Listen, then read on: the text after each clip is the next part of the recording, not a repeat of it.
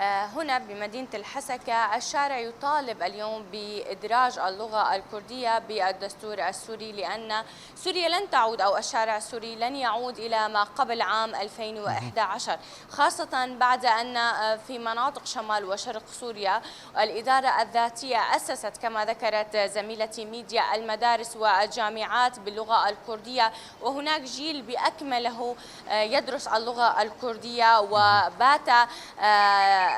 يقرأ ويكتب باللغة الكردية التي هي لغته الأم، وهذا حق طبيعي لكل مكون من مكونات سوريا الجديدة التي تتطلع بها أو يتطلع من خلالها الشعب إلى سوريا ديمقراطية تعطي الحقوق لجميع المكونات، ومنهم المكون الكردي، هذا المكون الذي قدم الكثير من التضحيات وواجه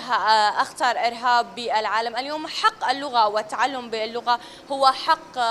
ومطلب شرعي لكل المكونات، وخاصة المكون الكردي بعد أن أسس مدارس وجامعات وبدأ بتدريس جيل كامل باللغة الكردية، وأيضا منح باقي المكونات في مناطق شمال وشرق سوريا حق التعلم بلغتهم الأم. مشروع الإدارة الذاتية كان هناك اللغة العربية مدرجة، اللغة الكردية مدرجة، واللغة السريانية، أي أعطى جميع المكونات اللغات وحقهم بالتعلم باللغة الأم. اليوم كل إنسان لغته الأم هي تعبر عن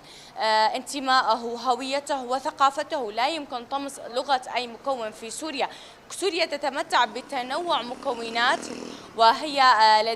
أو تجتمع بسوريا عدة مكونات عدة أطياف، لا نستطيع طمس أي لغة لأي مكون. هنا بمدينة الحسكة الشارع كان أراه عندما أجرينا استبيان بين المعلمين وبين الأهالي، الجميع يطالب اليوم بإدراج اللغة الكردية كلغة رسمية وإدراجها بالدستور، وهذا حق شعبي حقيقة.